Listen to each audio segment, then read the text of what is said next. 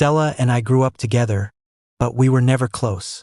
While I was studying abroad these past few years, our parents went and arranged our engagement behind my back. The second I heard, I booked a flight back to the States to call the whole thing off. I rushed to Stella's office and saw the clean-cut kid she had in tow, and I breathed a sigh of relief. I knew you weren't into me either, I said. How about we just tell our families and cancel this thing? Stella froze, gritting her teeth so hard I thought they'd crack. Who did you say I'm not into? On the flight home, I blew up my dad's phone. Seriously? You set up my engagement while I'm gone? Why didn't you just get me married while you were at it? Stella this, Stella that. Why don't you just adopt her and I'll go live on the streets? Who told you we were secretly dating? We barely say 2 words to each other when we see each other. Okay? I said I wanted to marry her when I was a kid. That was because I was a kid and I thought she was pretty. We don't even have each other's numbers. Why don't you believe me? After trying repeatedly, I realized it was useless. My dad was as stubborn as a mule, insisting I'd been dating Stella behind his back, dumped her, and then fled the country. I talked until my throat was dry, and in the end, he just hung up on me. I didn't even get a chance to tell him I was back in the country. Luckily, I got a hold of my old crew for an emergency consult. When they heard I was looking for Stella, they all gave me a hard time for a while, but eventually, Ace sent me the address of her company. At the end of the call, Ace hesitated. Hey, I heard there's some guy hanging around Stella. I was dragging my suitcase along while grabbing a quick bite from a food truck. Having not eaten any real home-style food in ages, I was in heaven. Yeah, so? Just make sure you guys talk it out. Don't let a third wheel ruin your relationship. Ace rushed the sentence out and then hung up before I could respond, leaving me standing there dumbfounded, mid-bite. Seriously? There's nothing between us. If our families weren't so close, I wouldn't even admit we grew up together.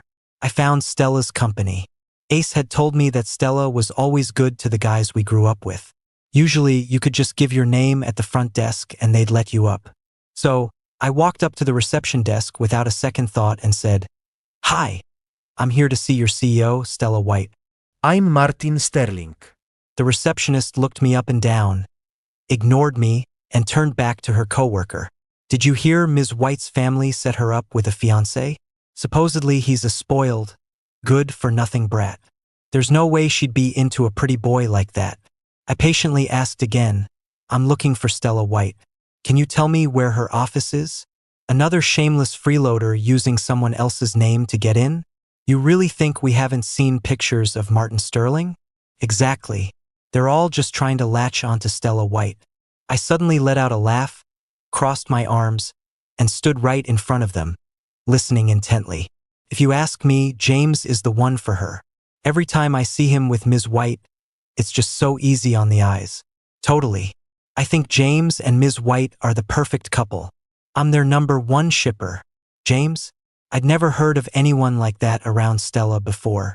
The gossiping coworker saw me out of the corner of her eye, leaned in, and lowered her voice. James was her junior in college. I heard they had a connection back then, and now Ms. White brought him on as an intern, breaking company policy. Anyone can see she treats him differently. I just wonder what kind of stunt her fiancé is going to pull. No one even knows where he is, but he had his family lock down the engagement to trap her. The guy's got some serious nerve. I nodded. The rumors were surprisingly detailed. I'm right here. I walked over and tapped the woman who had just been talking. She jumped. Who are you? I tilted my head and smiled at her. Her fiancé.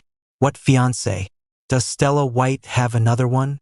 Looking at their shocked and confused faces, I continued. So, can you tell me where Stella White is now?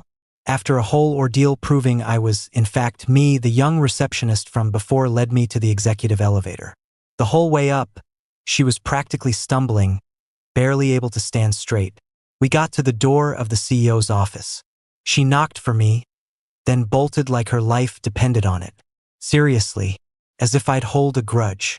So petty. Actually, I'm pretty petty myself. But I had more important things to do. Seeing the door was unlocked, I pushed it open.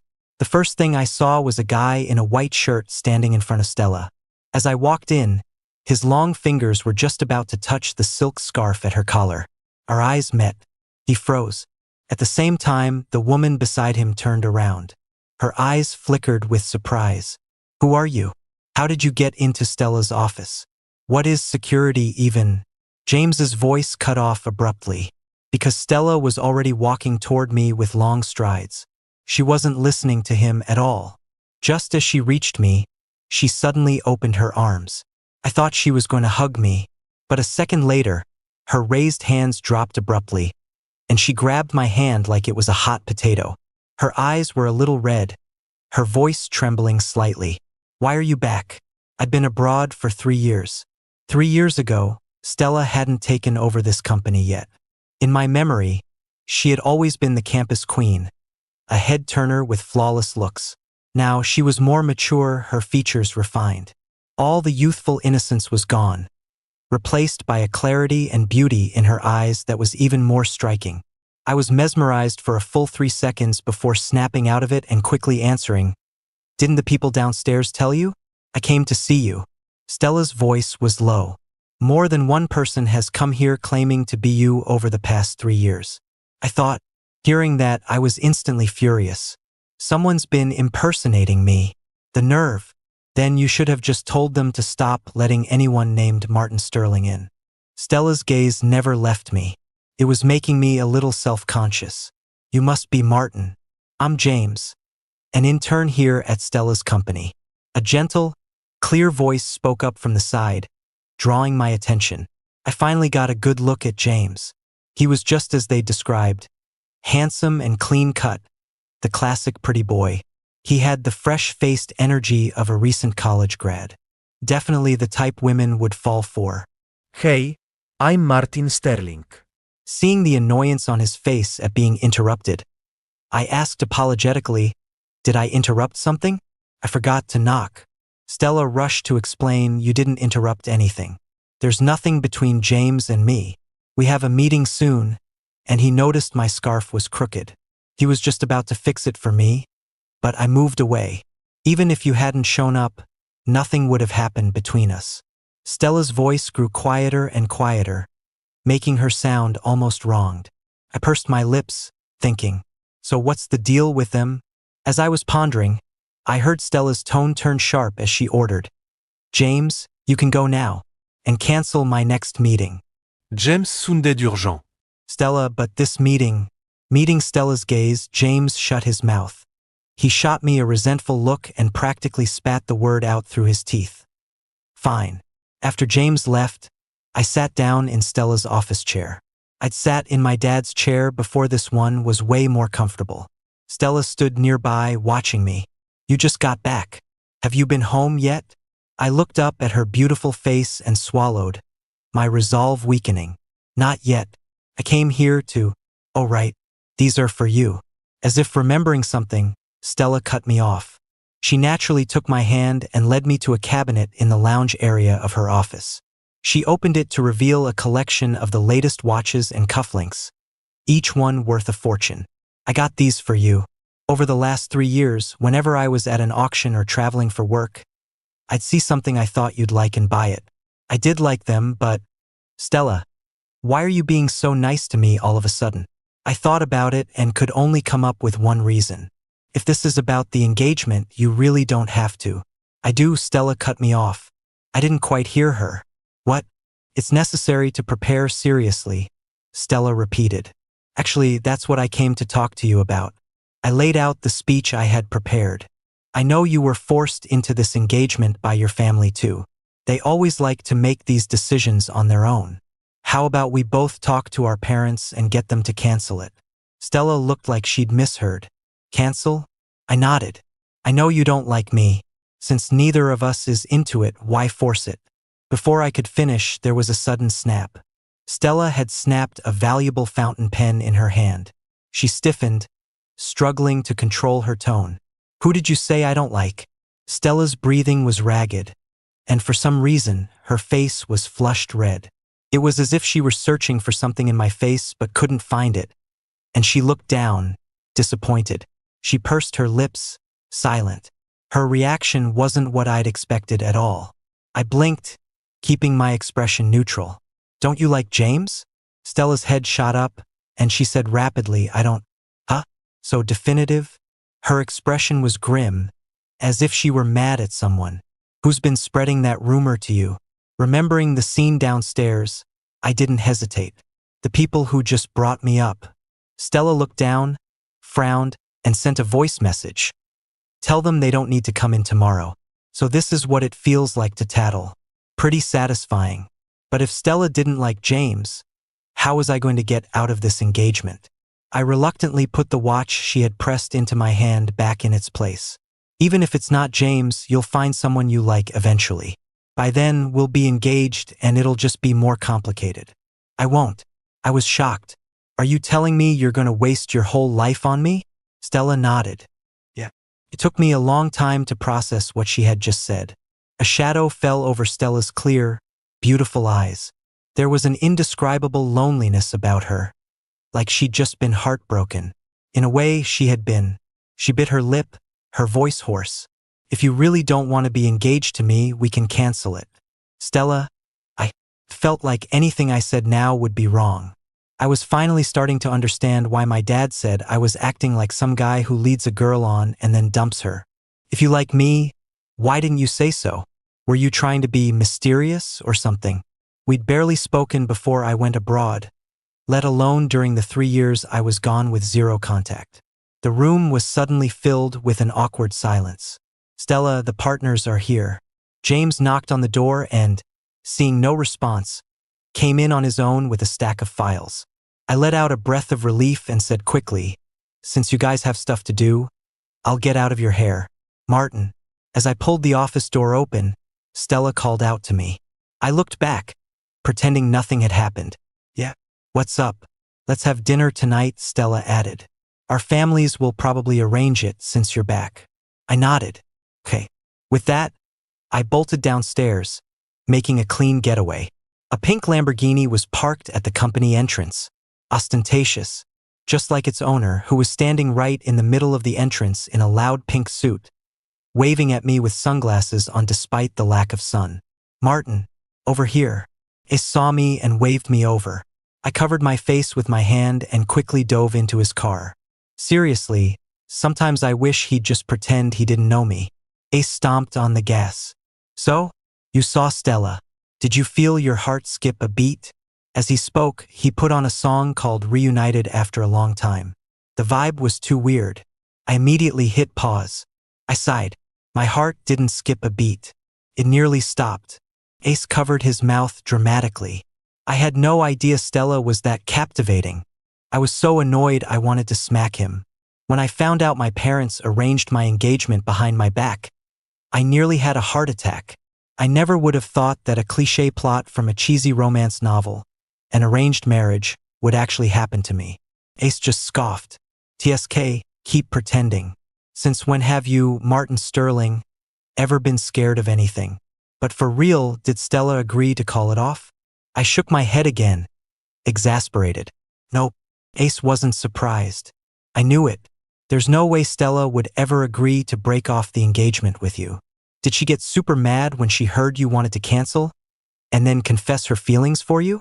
My temples throbbed. I looked up at him, my face a perfect picture of confusion. Huh? How did Ace know? Ace teased, don't look at me like that. Anyone with eyes can see she's into you. You're the only one who's clueless. I looked out the window. You guys are just making stuff up. You just love to stir up drama. Ace clicked his tongue. You really don't like Stella? She's insanely beautiful, and you're a total sucker for a pretty face. You're telling me you're not moved? Thinking about the face I had just seen, I felt inexplicably flustered. Even if I'm always talking about wanting to date a beautiful woman, it can't be Stella. Ace snickered. Oh, so she's special to you, huh? I finally got it. Ace was setting a trap for me. The car stopped at a red light. I lunged at him. I'm gonna kill you. Ace drove me to the club he'd booked. He said he wanted to throw me a big welcome home party. But knowing these guys, I had no idea if it would be big. But I knew for sure they'd grill me for hours. Can't be helped. These rich kids have too much time on their hands. The moment I pushed the door open, Several pairs of mischievous eyes stared me down. The expected comments began. Our boy Martin went to see Stella the second he got back? I heard Stella confess to you. Can you two just skip the engagement and get married already? I sighed and sat down among them. Feeling thirsty, I grabbed a bottle of liquor in front of me and downed it. You guys sure get your news fast. Zach slapped his thigh. She should have confessed ages ago. I can't believe she kept it in for so long. Especially with a face like that, secretly crushing on someone. I know, right? Anytime there was news about Martin, she'd reply in a second, but she'd ignore everything else. And get this, you know when we flew out to see you? She came too. We didn't even know at first. We ran into her on the flight back and had to pry it out of her. That girl is so secretive. She made me promise not to tell you, said it would be a burden on you. I had no idea about any of this. Chris leaned in conspiratorially. So, did you say yes? I poured myself another drink and changed the subject. Weren't we having a welcome home party? I have to go home later tonight. Let's get this started and finished. After all these years, the only game they could ever think of was playing cards. The rules were simple. There were 9 cards. 8 of them formed for matching pairs. The players who drew a pair could ask each other for a gift, while the player with the odd card out had to complete a dare. I really liked the antique porcelain vase Chris had just posted on his feed. The game had just started when my phone suddenly rang. It was an unknown number. When I answered, a cool female voice came through the line. Where are you? I had it on speaker. Ace and the others instinctively covered their mouths, listening in like a bunch of gossips. At the riverfront bar with Ace and the guys. I thought I'd lost track of time, but a glance at my watch showed it was only 4 p.m. If I remembered correctly, Stella's office let out at 6. The voice on the other end sounded subdued. Okay, I'm coming to get you. I looked at the unfinished game. You really don't have to. I'll be there in 15 minutes. After she hung up, I asked meekly, is 15 minutes enough for one round? I really wanted Chris's porcelain vase. The room erupted in laughter. Let's go. Let's go. Let's play fast so we don't keep Ms. White waiting. When the cards were flipped, as luck would have it, I was the odd one out. It was like they had planned it. They all started hooting and hollering. Martin's the chosen one. It's your welcome home party. You have to be the star. I wanted to cry. My porcelain vase. All right, here are the dare cards. Pick one. I forced a laugh and drew a card. French kiss someone in the room for 1 minute. Who came up with such a messed up dare? We all grew up together. You want me to pick one of you to kiss? How could I possibly do that? They didn't seem to see the problem. It doesn't have to be a girl. A guy works too. My eyes scanned over Ace and Chris. They shook their heads frantically. Just then, the door to the private room was pushed open from the outside. With a creak, the noise in the room died down. In the doorway stood a cool, elegant figure. Ace, who had been in peril just moments before, looked like he'd seen a savior. His eyes lit up. Perfect timing. Stella, looking as aloof as ever, walked straight up to me. Is it over? We're done. Before the words were out of my mouth, Chris cut me off. Not yet. It's Martin's turn. I froze, realizing what they were plotting. Ace chimed in, we're not letting him go until he does it. The game's not over. We're all adults here. Can't even handle a little kiss? A French kiss, by the way. Stella didn't react, seemingly waiting for my decision. Under their suggestive gazes, I self-consciously walked over to Stella. Have you been drinking? She asked, looking up at me. A pleasant, fragrant scent wafted from her. It was uniquely Stella's scent. I suddenly felt my face flush. I wasn't sure if it was the stuffy air or the alcohol kicking in. My voice grew quiet without me realizing it. Just a little. Martin, you seemed pretty eager to play this game just a minute ago. Don't be a sore loser. We're adults, just a kiss. Even though Stella and I were engaged, after what happened at her office, I couldn't face her so calmly, let alone kiss her. What was this, some kind of platonic kiss? I shot Ace and the others a look, telling them to shut up. Stella clearly wasn't the type to take a joke or be teased. Are you willing? I heard the woman's voice beside me and froze for half a second. What? Her beautiful voice was like a clear mountain spring. Stella spoke clearly and calmly, to kiss. While my mind was blank and I was staring at her dumbly, she had already stood on her toes and gently cupped my face with one hand. Her thumb rested against the side of my lips. Her lips gently touched her own finger. Perfect fake out. She held the pose for about 5 seconds. When Stella pulled away, her ears were red. Her lips brushed against my cheek, sending a wave of heat through me. Then, she naturally took my hand. I'm taking him with me. I let Stella lead me out the door. Behind me, Ace and the others were roaring with laughter. Did you see that? Martin's like some innocent choir boy in front of Ms. White. Totally. It's only around Stella that Martin seems to pull in his claws. When he's with us, he's a total hellraiser. You know, they're actually a really good match. I heard them and shot a glare back over my shoulder. The drive from the bar to my house was less than 2 miles. Stella ran several red lights. Mr. and Mrs. White called several times, asking why we weren't home yet. By the time we arrived, the dining table was already laden with hot dishes. Wow, it smells amazing. These are all my favorites. I abandoned Stella and sat down at the table, my eyes shining with delight. My dad sat down next to me. Mrs. White knew what you liked and hired a chef just for you. Go wash your hands first. Don't be so rude. There's no need for Martin to be so formal. If you like it, just tell me, and I'll have the chef make it again for you next time. You're the best, Mrs. White. Both families gradually took their seats at the table. They animatedly asked me about my time abroad. I'm a chatterbox. I can talk for over an hour by myself. I even had to tell them about the cat I met downstairs from my apartment. I finally stopped when my throat was completely dry.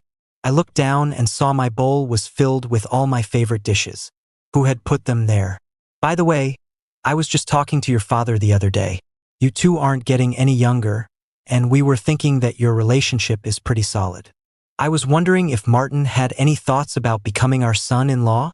Mrs. White asked tentatively. I nearly choked on my food. I shot my dad a look, begging him to help me out, but he deliberately avoided my gaze. I was practically jumping out of my seat with anxiety. Mrs. White saw it all. Actually, a few hours ago, Stella told us about your feelings on the matter. I looked in surprise at the woman eating silently beside me. I couldn't believe Stella had already spoken up for me. We won't force you two to be together. After all, Stella has a very reserved personality. It would probably be pretty boring for you to be with her, Martin. Mrs. White always had a soft spot for me. Martin, if you don't like her, just tell me, and we'll call off this engagement. I hesitated. It's not that I don't like her, it's just that these things take time. At least, right now, I didn't know how I felt about Stella. There was a time long ago when I did have a secret crush on her. But that was just a fleeting teenage infatuation. Even though my family and the Whites were close, Stella and I had barely ever spoken. She could barely string a sentence together, while I could talk for an entire afternoon by myself. Even when I went to her house, she'd always be off by herself reading a book. Occasionally, I'd try to start a conversation, but she would just give a mechanical response or two. Later, I heard she had skipped several grades. When I was in 9th grade, she was already a senior in high school. The next time I saw her, I was with my parents at her birthday party. One look, and I was completely stunned by her. Exquisite features, an extraordinary air about her. A true campus goddess. That day, a lot of rich young masters showed up at her party. They were all around our age. The way they looked at her was so blatant. I remember thinking, Stella sure attracts a lot of attention. I spent the entire party secretly watching her, unable to look at anyone else. I even sketched her in the drawing pad I carried with me. I figured, since our families were friends, it wouldn't be too much to ask for her number. But before I could get close, I was pushed aside by a crowd of guys. Frustrated, I just left the party. I wasn't staying there. After I started college, I heard about Stella's life almost every day. The school forums were full of her achievements. What international award she had won, when her next debate competition was which classmate she was getting close to. It was like a celebrity fan site. There was even a dedicated fan club. I blocked all of it, Other than hearing people brag about her in front of me, I ignored everything else. One day, I went with Ace to the basketball court to watch a girl he liked play. Ace pointed to the most striking player on the court, number 17, and said to me with a sly grin, "You know who that is?" I took one look, thought she was beautiful, and blurted out, "My future wife." Ace burst out laughing. The guys next to us started laughing too. Another one of Stella's wannabe boyfriends. As if anyone can just win over Stella. That's hilarious. That girl was Stella? Ace gave me a meaningful look. Didn't expect that, did you? There's a reason Stella is so famous on the school forums. I glanced at her again, then stubbornly looked away. She's alright, I guess. Even after saying that, I still snuck a couple more glances. That girl hadn't changed a bit since we were kids. Still gorgeous. In fact, she had reached a whole new level of beauty. During halftime, a crowd of guys surrounded Stella. They were all there to offer her water and drinks.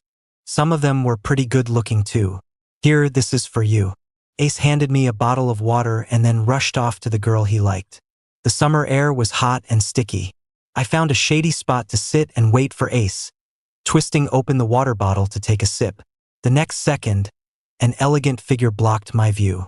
"Got any water?" I looked up. Stella was standing in front of me, her voice unreadable. "This one." I shook the half-empty bottle. Stella suddenly snatched the bottle from my hand and drank from the same spot I had. I had been about to say I'd already drunk from it. "Thanks." For some reason, the sunlight that day was exceptionally bright, and the sound of the cicadas was deafeningly loud. Everything that happened that day is still crystal clear in my mind. The topic of canceling the engagement never came up again, and no one pressured us to set a date. That night, Stella drove me and my parents home. When we got to our front door, we found a large box. "Did you guys buy something? Is it a present for me?" I had joked with them a few days ago that they'd better have a gift ready for me when I got back. My return was so sudden that they hadn't had time to prepare anything. I had been a little disappointed, but now, seeing this big box, I felt much better. For some reason, I had a feeling it was a surprise. "We didn't get you a present." "Who sent it?" I leaned in to look at the sender's name, Stella White. Then I looked back at the person in question. Her face was completely calm. The words "I don't need credit" were practically written on her forehead. "Stella, we were just talking about this. You're not gonna claim it?" Hearing her name, Stella walked over, expertly lifted the box, and carried it inside. "Yeah, I bought it for you."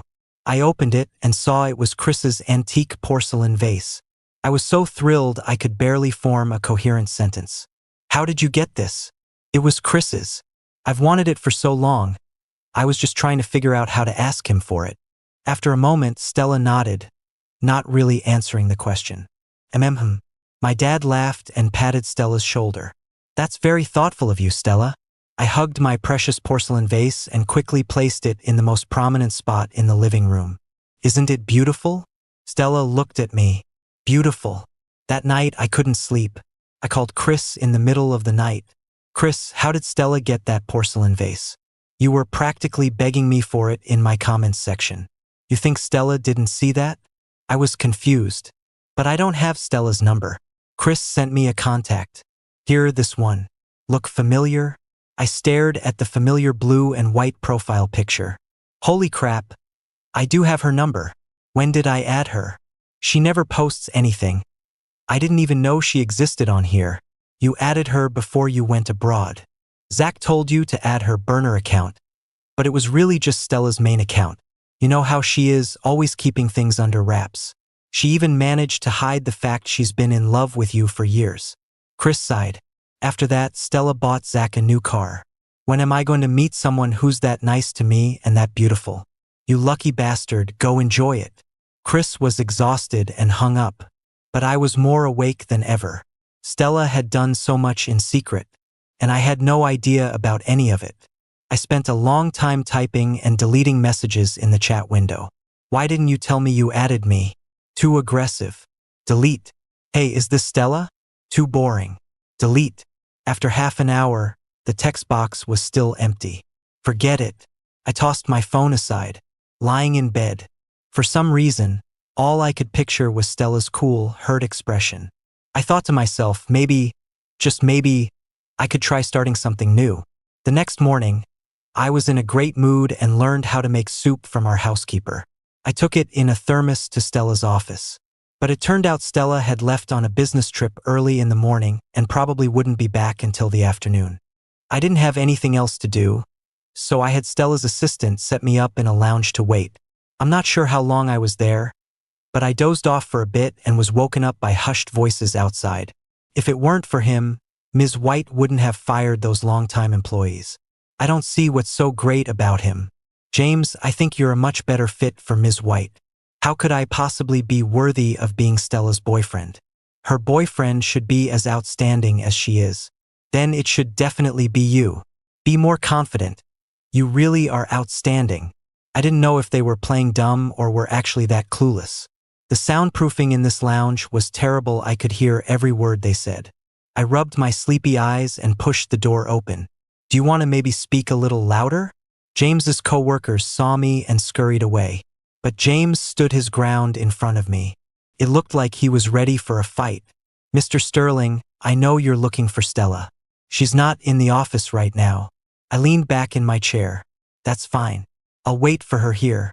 Mr. Sterling, I know this is out of line, but you and Stella are not a good match. Two people with no feelings for each other getting married will only be torture for both of you. James bit his lip, speaking with righteous indignation. He looked like a knight defending justice, a hero righting wrongs. I smiled. First, if you think what you're about to say is out of line, then don't say it. Second, what goes on between her and me is none of your damn business. And third, Stella and I grew up together. Who's going to believe you when you say there are no feelings between us? James's fists clenched tighter. What will it take for you to leave Stella alone? As he said it, he suddenly raised his hand and slapped himself hard across the face. Twice. A twisted smile spread across his face. Like this? The next second, he staggered out the door, knocking over the hot soup I had brought. My entire morning's effort, wasted. As he ran, his eyes were red and his shoulders were shaking, drawing a crowd of employees. I followed him calmly. This kind of stunt was just pathetic. They were all taking James's side. I ignored them, walked forward, and without hesitation, slapped James twice. You said I hit you, right? This makes it official. James, what's the point of causing a scene at the office? You should call your parents, or whoever the most powerful person you know is, and have them back you up. Even if you come from a powerful family, you still have to be reasonable. Sorry, I was spoiled rotten growing up. I don't know the meaning of reasonable. But I do know that with one phone call, I can make you, and your entire family, disappear from this city.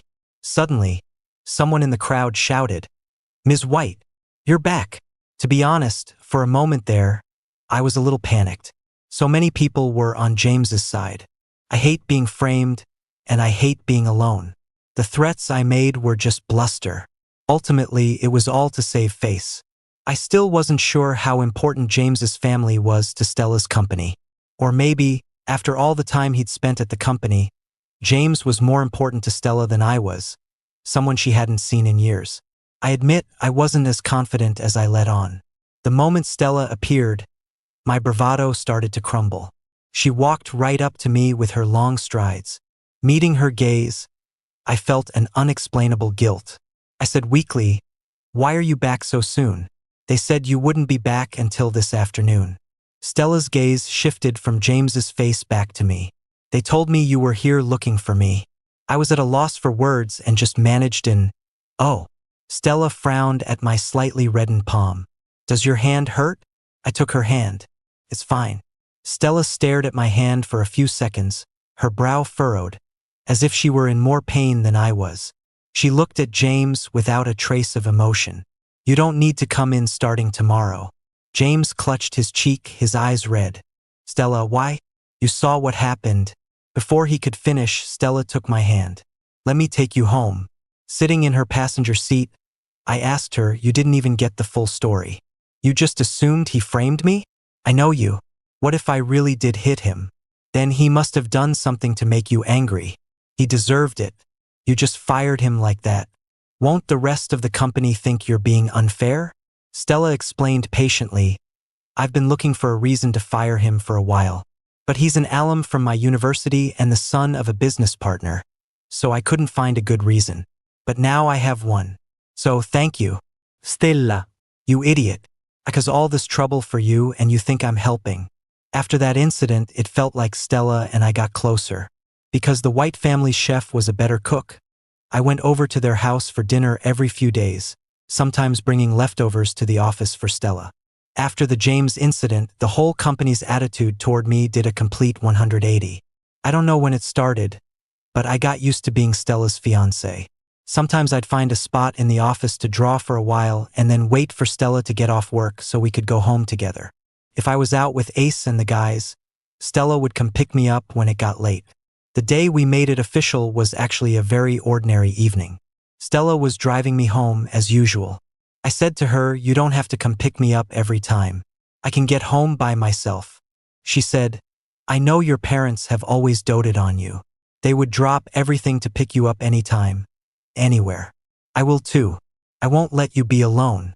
I watched the cars speeding by outside the window and said slowly, Stella, back when I was a senior in high school, I secretly tried to find you once. I slipped a love letter into your locker. But later, I got scared it would make things awkward between us.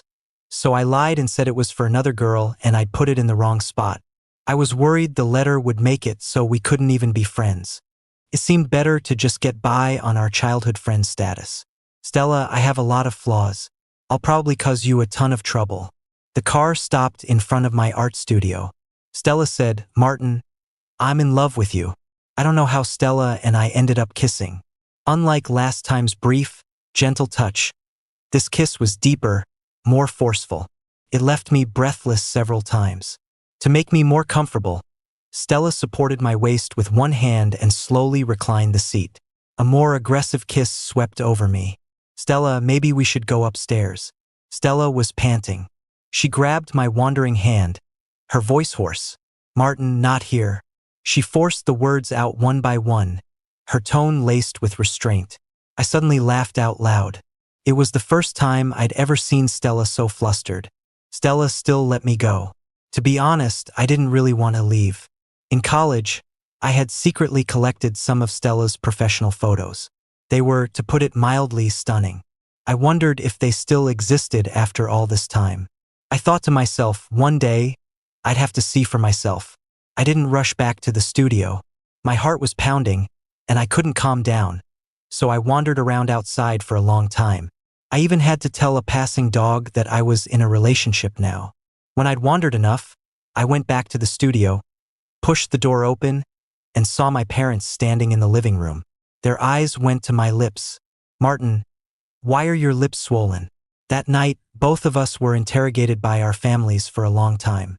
The next day, they coordinated to release a story to the press. Huge headlines embellished the love story between me and Stella. I told you there was something between you two. A father's intuition is never wrong. Every time you were near Stella, her eyes were glued to you, just like how your mom used to look at me. Of course, there were also my terrible friends. Every single one of them claimed that keeping Stella's crush a secret was the hardest thing they'd ever done. On our engagement day, they even printed out a bunch of flyers detailing all the time Stella had shown her secret love for me and posted them all over the venue. It made me want to laugh, cry, and get angry all at once. Later, in Stella's room, I found a lot of things related to me, like a high school ID photo of mine that I had lost somewhere, a picture of me accepting an award when I won a painting competition, a matching version of the little raccoon keychain I always used to have on my backpack in high school. I hugged Stella and asked her, if my dad hadn't agreed to the engagement, were you really planning on wasting your whole life waiting for me? She hugged me back and gently stroked my hair. It's not about wasting time. Love and marriage are not necessities. For me, whether or not I get married isn't important. What's important is you. I'm not in a hurry. I can wait. Everyone loves differently. When love arrives, some people may seem calm on the surface, but inside, a storm is raging. She wasn't good with words, didn't know how to express herself, but she knew how to love you better than anyone. I've learned that love isn't about all the noise and drama on the surface. It's about loving someone in the quiet places,